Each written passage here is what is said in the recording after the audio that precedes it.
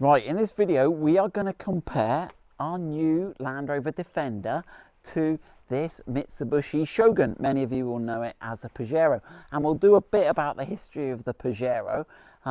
It's something we sort of haven't really looked at before, but we've been off-roading with these two slightly modified vehicles today. But in this video we're going to walk around them. First we're going to compare the two, and then we'll talk about the history of the Shogun and stuff. Right, so if you look at them, they're both four-wheel drives, and we've got the data on the length and the width. Now let's do some data. So the Defender is 2.2 tons, 2.1 tons. There's only a 5% difference in the weight. The Pajero's got a 119-inch wheelbase. We've got 109. The Pajero's slightly longer, but if you look at the dimensions, they're the same. So we've tried to park them exactly the same. So let's have a look. Let's go up the side and have a look. So on our Defender, we've got the extra bull bar at the front, so it's sticking out a bit, and obviously we've got the extra bull bar on the Shogun as well. But if you look along, the profiles are the same. The Defender's got the classic square line where you've got a much more sweeping bonnet. And then as we go through, it's also got a slightly more raked windscreen, only slightly though. But then you've got the classic four-door format. Well, we're here to talk about the brakes and suspension. So the Mitsubishi Pajero has got the Shogun, has got the disc brakes all round. So that's the same as the Land Rover Defender. It's got independent suspension. Now, you can see here we've got coil spring suspension on the Shogun, which some people prefer. Some people have got a thing against air suspension, mentioning no names, Andrew. The air suspension is a very good system, and what it can do is out of this world. But Dave's fitted a 2-inch lift on his, so that's one modification from standard, but it's just a 2-inch extra lift on the coil springs. So, right. So classic four-door format, roof rack, and you've got the flared arches design similar to you've got on the Defender. And then at the rear you've got the classic barn door with spare wheel mounted on the rear. Now obviously on the Shogun it's a lot more cased in. So talking about the rear door, they're both, one thing is that's really cool on the Shogun is they've got this, and we saw this on the FJ Cruiser. You see, if you leave the door, it clouts you. Sorry, George, you got clouted. But it's got this little mechanism that locks it and keeps it still. Absolutely fix it. So even in the wind, it's gonna. Now on the Land Rover, there's one thing we've mentioned is that it will. Sorry? We only just discovered they're locked. Yes. So there is a second feature. So I've sort of complained that you open it and look, it closes again, and there's no additional mechanism on here for locking it. But someone said if you open the Defender door all the way, then close it a bit and open it, it stays. And it does. So I'm still not sure about it. I'm still not sure that with the wind whether it would push it, but there is some technology here. But would it be good? Would it be a good idea to have the option of a physical lock? So if you're on a big slope or you're not sure. And also if it did get knocked, it would still come in. Yes, afterwards. if you knock it now, it's still gonna, whereas that one is physically locked. Right, while we're talking about the rear, one thing that looks better on the Shogun, there's a couple of things that strike my eye. One is it's got no internal release. So the same as the Defender, if you're sleeping in the back and you want to get out the back door, there is no button to release. Apparently there are aftermarket kits for doing that. One thing, the rear step on the Defender, you can't stand on it. We'll have a look. But at least on the Shogun, they've put this flat plate with a tread plate in from factory, so you can stand on here. And we'll have a look at let's have a look at the Defender one now. The Defender, we've put our checker plate on here, but normally this is just painted silver and it slopes away. So whenever you try to stand on it, you can't. And I don't know why Land Rover didn't put a proper step on that. So full marks to the Shogun, full marks to Mitsubishi for designing a practical step.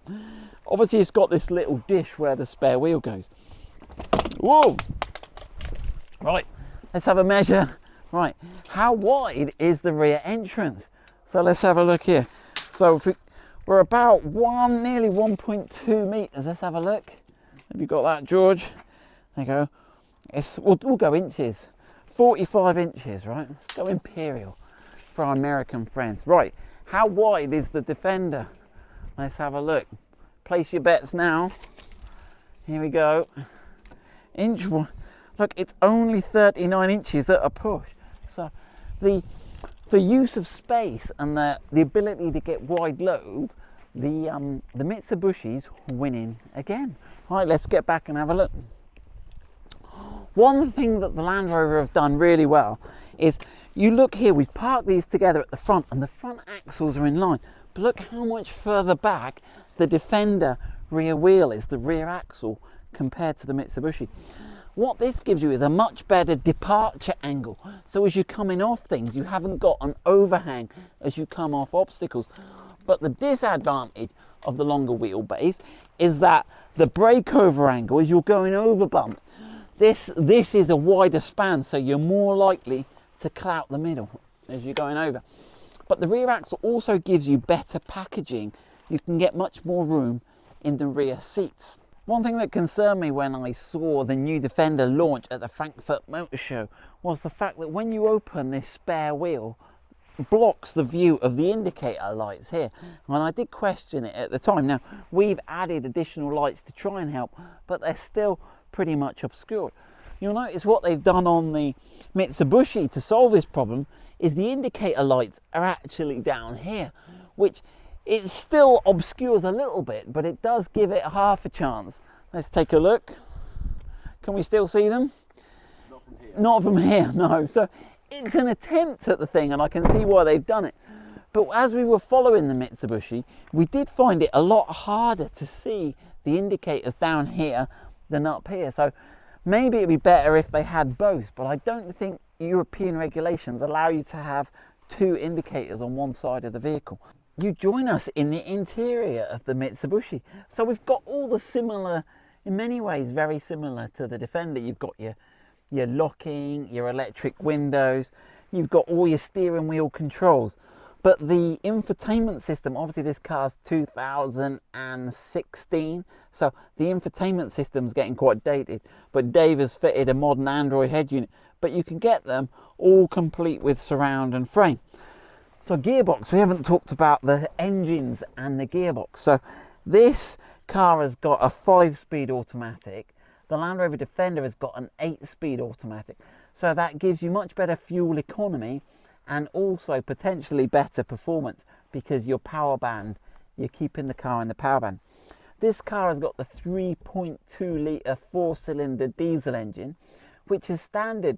It's 100, and I'll put the figure up, 100 and something brake horsepower, but Dave's had this chip to produce 240 brake horsepower, but that's still shy of the 295 brake horsepower we've got on our 2 litre petrol Defender. So it's quite interesting, you know, the 3.2 diesel, but there's a lot more torque, and Dave uses this for towing, so there's more torque on this one.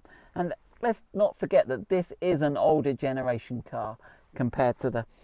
Now, we've been off-roading the two vehicles today, and the traction control on this one and the four-wheel drive system is fantastic. So it does have a low ratio, it has a separate low ratio four-wheel drive system, so it is a proper four-wheel drive. And this car has performed really well today. It's done everything we can do. We've been through rivers, we've been across some difficult terrain. Now, the wading depth of this car is 700 millimeters. The Defender, where it's got the air suspension and it can rise up, is 900 millimeters. So the Defender again wins out in terms of off-road capability, and its ground clearance is a lot better as well. So the ground clearance on this is 220 millimeters on the Mitsubishi, but where we've got the air suspension, we've got 290 millimeters of ground clearance on the Defender, which when we were off-roading today was awesome. Dave was feeling a little bit of scraping on the underside where we were just sailing over it all. Now, another interesting thing as we look at the similarities, this Mitsubishi Pajero Shogun is available in long wheelbase and short wheelbase, which is also, the Defender is also available in the long and short wheelbase. So there's lots of sort of comparisons. So people might say, yeah, but the Pajero, they've just copied Land Rover, you know. But if we look, the Pajero first really came into existence in 1981. This is 1981. So this is 8 years before the Discovery 1 came out. And the Pajero is much more sort of discovery based, really. It's that intermediate ground between a sort of agricultural 4x4 and a luxury 4x4. Now, initially it came out in the 2-door, 3-door short wheelbase version, but in 1983 it was joined by the long wheelbase version, and that's still 5 years ahead of the Discovery 1.